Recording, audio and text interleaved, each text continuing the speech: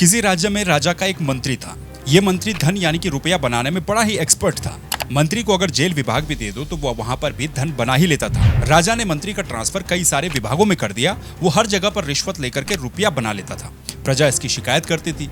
अब मंत्री के पास राजा के कुछ भेद यानी कि राज भी थे, इसीलिए राजा उसे हटा भी नहीं पाता था। एक दिन राजा ने मंत्री को कहा कि मैं तुम्हें एक इम्पोर्टेंट काम देता हूँ। हमारा राज्य जहाँ पर खत्म होता है वहां से समंदर शुरू होता है। उस समंदर में एक वर्ष में कितनी लहरें उठती है मुझे ये जानना है, इसीलिए आप जाइए और उन लहरों को गिनिए। मंत्री जी ने अपना झामताम उठाया और उठा करके समंदर के किनारे चले गए। लहर गिननी भी शुरू कर दी। इसके लिए वहां पर आने जाने वाले सभी जहाजों को रोक दिया। जहाज वाले बड़े परेशान हो गए। मंत्री जी ने कहा कि लहरों को प्रभावित मत करो क्योंकि राजा का आदेश है। थक हार करके जहाज वालों ने भी बोला कि मंत्री जी रहम करिए, कुछ ले लीजिए और रात को हमें जाने दीजिए। तो मंत्री जी ने वहां पर भी धन कमाना शुरू कर दिया। ये कहानी सुनाई है कांग्रेस नेता गणेश गोदियाल ने। लेकिन क्यों सुनाई है, उत्तराखंड में ऐसा कौन कर रहा है जिसके रेफरेंस में ये कहानी सुनाई गई है? भू कानून को लेकर के सचिवालय में कैसी गर्मी मची हुई है जो गणेश गोदियाल को महसूस हो रही है। आइए बात करते हैं इस वीडियो में इन सब पर। लेकिन आगे बढ़ने से पहले अगर आपने अभी तक इस चैनल को सब्सक्राइब नहीं किया है तो सब्सक्राइब कर दीजिए, वीडियो को लाइक भी करें और कमेंट भी करें। वैसे समंदर की लहरें बड़ी खूबसूरत लगती हैं। जब भी आप वहां पर जाते हैं तो फोटोज और वीडियोस लेकर के उन तस्वीरों को यादगार बना करके कैद करना चाहते हैं। ठीक वैसे ही यादगार तस्वीरें और लम्हे बनते हैं आपकी शादियों में। और शादी एक दिन होती है लेकिन उसके पल तस्वीरों में आपके साथ सालों साल तक रहते हैं। क्वालिटी और बेहतर मोमेंट्स कैप्चर करने के लिए आप कांटेक्ट कर सकते हैं Jakholi studios and media production से, जहां पर आप pre weddings, weddings, music videos, documentary, ad film वगैरह वगैरह के लिए प्रोडक्शन के लिए अपनी डेट बुक करवा सकते हैं। अपने हिसाब से अपना बजट कस्टमाइज कर सकते हैं। शहर के अलावा पहाड़ी क्षेत्रों के क्लाइंट्स के लिए विशेष डिस्काउंट भी है। स्क्रीन पर या डिस्क्रिप्शन में कांटेक्ट है, आप वहां पर संपर्क कर लीजिए और सैंपल देखिए। कुछ दिन पहले मुख्यमंत्री पुष्कर सिंह धामी ने एक प्रेस कॉन्फ्रेंस की थी और कहा था कि आने वाले बजट सत्र में उत्तराखंड के लिए एक सख्त भू कानून लाने की तैयारी की जा रही है। इसके अलावा ये भी बोला था कि जिन जिन लोगों ने उद्योगों के नाम पर, उद्योग स्थापित करने के नाम पर जमीनें ली हैं लेकिन वहां पर कुछ काम धाम नहीं किया है, जिन लोगों ने अपने परिवार के सदस्यों के नाम पर 250 वर्ग मीटर जमीनें ली हैं, उनकी भी जांच करेंगे और ऐसी जमीनें सरकार में निहित भी कर लेंगे। कांग्रेस नेता गणेश गोदियाल ने इसको लेकर के सरकार की मंशा या फिर निष्ठा पर सवाल खड़े कर दिए हैं।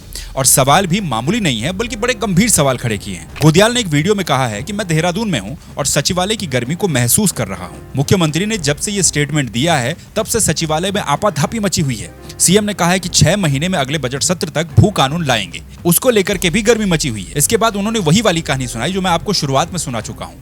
उस कहानी का आशय ये था कि कुछ लोगों के पास ये महारत होती है कि अच्छा दिखाने के बाद भी समाज में धन को कैसे कमाया जाए। वही कहावत यहाँ पर भी चरितार्थ होती है। सीएम के कहने के बाद मुख्यमंत्री को अप्रोच करने वालों की लाइनें लगी हुई हैं। उन लोगों की भी लाइनें लगी हुई हैं जिन्होंने काम के लिए जमीनें ले तो ली थी लेकिन उस पर कुछ काम धाम किया नहीं और वो कह रहे हैं कि हमें कुछ टाइम और दे दीजिए। गणेश गोदियाल ने कहा है कि शायद मुख्यमंत्री जी ये जानते थे कि दुकान में ग्राहकों की भीड़ कम लगी हुई है। इस घोषणा के बाद वो भीड़ और ज्यादा बढ़ जाएगी। जब मुख्यमंत्री ने पद की शपथ ली थी उसके साथ साथ उन्होंने गोपनीयता की भी शपथ ली थी।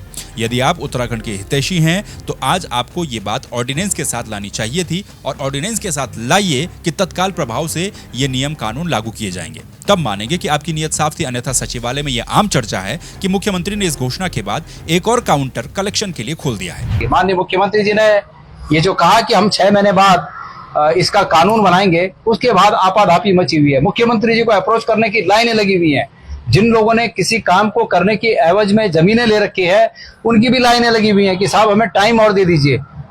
और शायद मुख्यमंत्री जी इस बात को जानते थे कि दुकान में जो ग्राहकों की भीड़ कम हुई है, इस घोषणा के बाद दुकान में ग्राहकों की भीड़ बढ़ जाएगी। माननीय मुख्यमंत्री जी, आपने जब मुख्यमंत्री पद की शपथ ली तो उस पद के शपथ के साथ आपने गोपनीयता की भी शपथ ली। और गोपनीयता की शपथ इसलिए होती है कि किसी बात को समय से पहले कह देने से जो राज्य का नुकसान होता है उस नुकसान से बचा जा सके।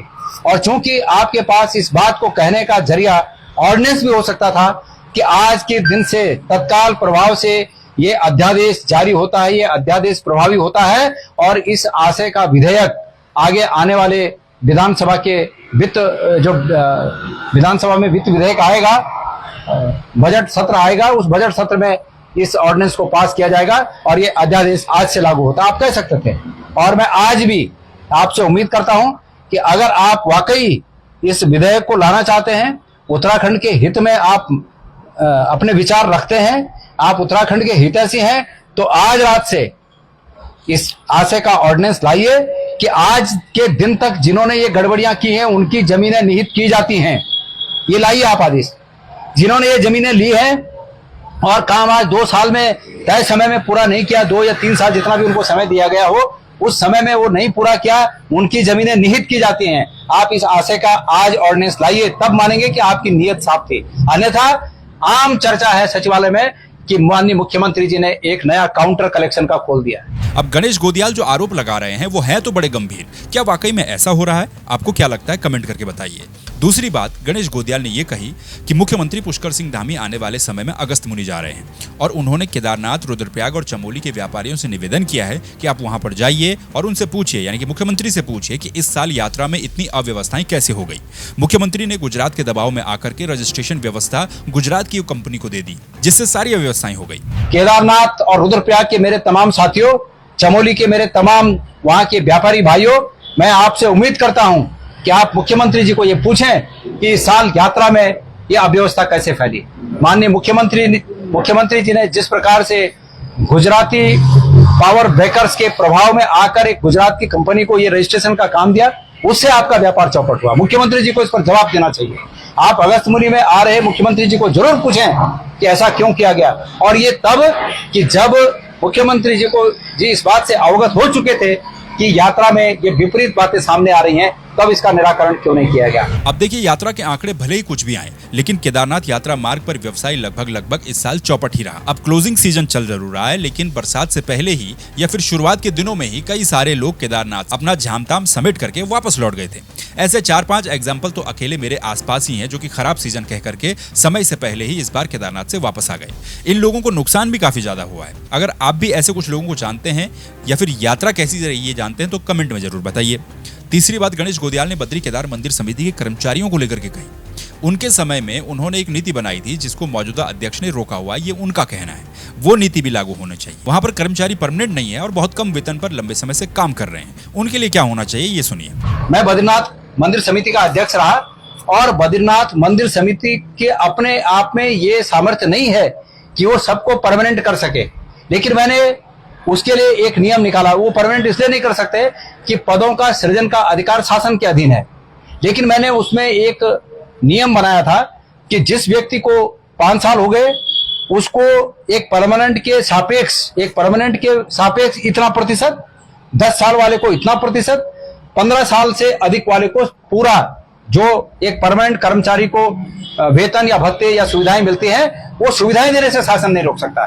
तो मैं आपसे ये मांग करता हूं कि मेरे समय में बने उस प्रस्ताव, जो कि बद्रीनाथ समिति का प्रस्ताव है, उस प्रस्ताव को आप स्ट्रिक्टली लागू कराएंगे और उन कर्मचारियों को इतने साल का जो उनका पेंडिंग है, जो अनैतिक रूप से आपके अध्यक्ष जी ने रोका हुआ है, मंदिर समिति के अध्यक्ष जी ने जो रोका हुआ है, उसको उन्हें दिलाएंगे।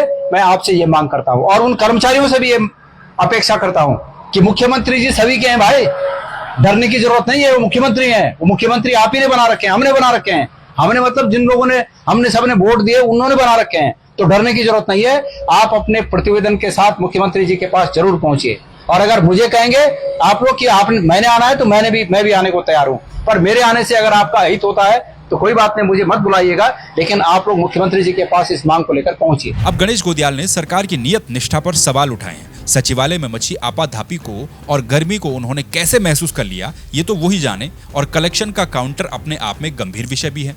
अब ये सिर्फ और सिर्फ राजनीतिक बातें हैं या फिर इनका कोई तुक भी है, ये चर्चाएं तो अब दबी जुबानों में चलती ही रहेंगी। बहरहाल आप खुल करके कमेंट कर सकते हैं, वीडियो को लाइक कर सकते हैं, चैनल को सब्सक्राइब कर सकते हैं, और लस्या पट्टी के नगेला देवता के किस्से कहानियों के साथ एक मस्त सा पॉडकास्ट इस चैनल पर पड़ा हुआ है, उसको सुनकर आपको अच्छा लगेगा। डिस्क्रिप्शन में उसका भी लिंक है और अन्य पॉडकास्ट जो मैंने किए थे उनका भी लिंक है, उनको जाकर के भी आप सुनिए। और जल्दी फिर से आप लोगों के लिए मजेदार पॉडकास्ट भी लेकर के आऊंगा। तब तक के लिए नमस्कार, अपना ख्याल रखिए।